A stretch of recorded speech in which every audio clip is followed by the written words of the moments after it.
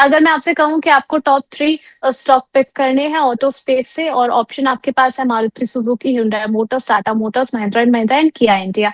आप किसे पिक करेंगे? 1 टू 3 लेवल पर प्लेस किसे करेंगे? सो डेफिनेटली अगर हम बात करें तो सबसे पहले तो महिंद्रा एंड महिंद्रा रहेगा, क्योंकि ये काउंटर में हमें 3000 के आसपास अच्छा खासा बॉटम फॉर्मेशन हो चुका है एंड यहाँ से अभी हम्म। ये काउंटर रिकवरी मोड के लिए रेडी हो रहा है। So definitely Mahindra and Mahindra top pick रहेगा, फर्स्ट प्रेफरेंस रहेगा। हमें 3600 तक के लेवल्स महिंद्रा महिंद्रा में एंड 3800 ये दोनों टारगेट्स बनते हुए देखने मिलेंगे आने वाले 3 से 6 महीने में। So definitely Mahindra hmm. And Mahindra पे फोकस रख सकते हैं। दूसरी बात, टाटा मोटर्स की बात करें तो डेफिनेटली टाटा मोटर्स में एक अच्छा खासा हमें करेक्शन होता हुआ देखने मिल चुका है एंड यहाँ से अभी ये काउंटर भी रेडी हो रहा है एक फ्रेश अपसाइड्स के लिए। सो टाटा मोटर्स भी एक दूसरा पिक रहेगा। एंड तीसरा पिक मेरा थोड़ा डिफरेंट रहेगा, वो है अशोक लेलैंड। अशोक लेलैंड में भी हम्म। हम कि 140 के आसपास का एक अच्छा खासा बॉटम फॉर्मेशन हो चुका है एंड वापस से काउंटर 200 की रैली के लिए रेडी हो रहा है। सो डेफिनेटली अशोक लेलैंड पे भी बाय कर सकते हैं 200 के टारगेट्स के लिए। सो टॉप थ्री जैसे बताया, सो definitely Mahindra Mahindra, Tata Motors and Ashok Leyland. चलिए ठीक है, तो यहाँ पर आपको ऑटो स्पेस में टॉपिक्स मिल चुके हैं। बढ़ चलते हैं आप लोगों के सवालों की तरफ। चलिए ठीक है, और अगर मैं शो कर रही हूँ और एमटीआर टैग को लेकर के सवाल नहीं आ रहा है, ऐसा तो हो ही नहीं सकता।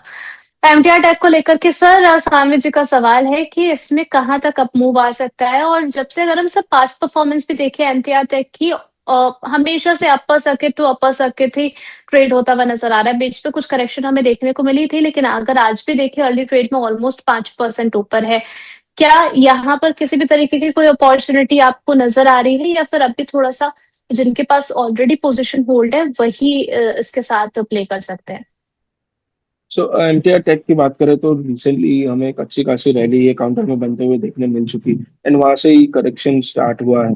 So all in all definitely यहाँ पे 200 मूविंग एवरेज के आसपास से थोड़ा एक बाउंस हमें देखने मिल रहा है, बट मैं डेफिनेटली बोलूंगा यहाँ पे अवॉइड करने की ही राय रहेगी। ट्रेंड अभी भी नेगेटिव है एंड जो भी बाउंस आ रहे हैं इन बिटवीन वो एक एग्जिट करने की ही अपॉर्चुनिटी है।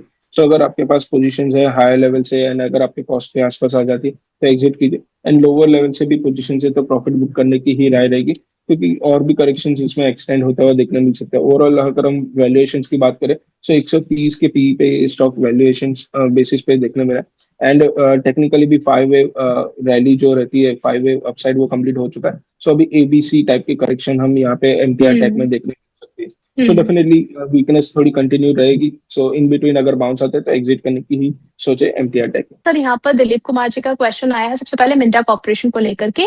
टारगेट पर टारगेट जानना चाह रहे हैं इसमें। इन्होंने अपनी बाइंग प्राइस यहाँ पर मेंशन करी हुई है सर 704 की।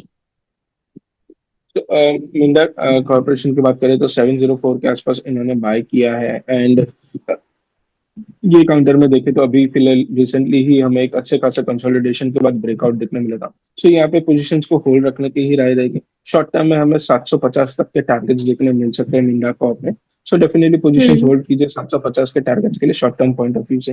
Medium term to long term का व्यू है तो डेफिनेटली यहाँ पे 3 से 6 महीने के लिए भी होल्ड रख सकते हैं, क्योंकि अच्छे खासे 2 साल के कंसोलिडेशन के बाद यहाँ पे ब्रेकआउट देखने मिला, तो अपसाइड की पोटेंशियल ज्यादा लग रहा है। तो डेफिनेटली अगर medium term to long term का व्यू है तो भी 900 के टारगेट्स के लिए आप होल्ड रख सकते हैं एंड शॉर्ट टर्म में 750 के टारगेट्स के लिए होल्ड रखने की राय रहेगी मिंडा कॉप में। चलिए ठीक है, अभी भी मुनाफे में है और आगे आने वाले समय में भी आपको अच्छे टारगेट्स यहाँ पर अचीव होते हुए नजर आ सकते हैं। दोनों ही टारगेट्स आपको सुझा दिए गए हैं, इस अकॉर्डिंग अपनी स्ट्रेटेजी बनाई है। इसके अलावा दीपक जी का सवाल है, ये भी हमारे प्राइम दर्शक है। लॉन्ग टर्म व्यू जानना चाह रहे हैं सर शक्ति पंप को लेकर के। 575 के भाव में ऑलरेडी खरीदारी कर रखी है, 524 चल रहा है, ऑलमोस्ट 1% की अपसाइड के साथ में।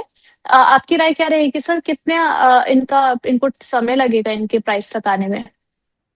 सो शक्ति पंप की बात करें तो डेफिनेटली हमें एक करेक्शन देखने मिला है। अगर ये काउंटर की बात करें तो सभी मेजर मूविंग एवरेजेस के नीचे ही ये फिलहाल ट्रेड करता हूँ देखने मिला।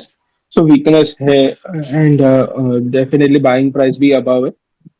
सो अभी हम्म। फिलहाल पेशेंटली होल्ड रखना ही पड़ेगा एंड आने वाले 3 महीने में अगर कोई इन बिटवीन बाउंस आता है मार्केट की रिकवरी में, सो डेफिनेटली तभी एग्जिट करने की ही राय रखनी चाहिए, क्योंकि डेफिनेटली ये काउंटर में एक कंसोलिडेशन फेज ही हमें देखने मिल रहा है। So all in all hmm. Bounce में एग्जिट करने की ही राय रहेगी। फ्रेश एंट्री ना करें ना ही एवरेज आउट करें, बट अगर इन बिटवीन बाउंस आता है तो एग्जिट कर सकते हैं।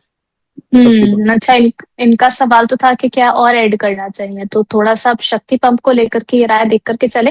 इसके अलावा सर इनका एक और सवाल है ग्रेविटा इंडिया को लेकर के। बाइंग प्राइस उन्होंने मेंशन करी है 1620 की। अभी तो मुनाफे में चल रहे हैं।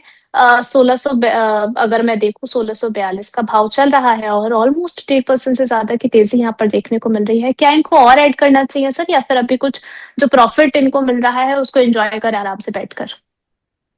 तो ग्रेविटा इंडिया की बात करें तो डेफिनेटली यहाँ पे फ्रेश एंट्री तो नहीं लेनी चाहिए, बट जो एग्जिस्टिंग पोजीशंस है वो कॉस्ट के आसपास ही स्टॉप लॉस मेंटेन रखे। सो 1620 का स्टॉप लॉस के साथ ही यहाँ पे पोजीशंस को होल्ड रख सकते हैं।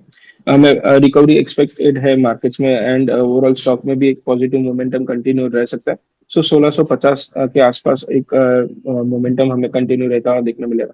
सो 1650 हम्म। एंड 1670, ये 1670 तक की अपसाइड हमें यहाँ पे देखने मिलेगी। सो कॉस्ट के आसपास का स्टॉप लॉस मेंटेन कीजिए, एंड 1670 के टारगेट्स के लिए होल्ड रखने की राय रहेगी ग्रेविटा इंडिया में।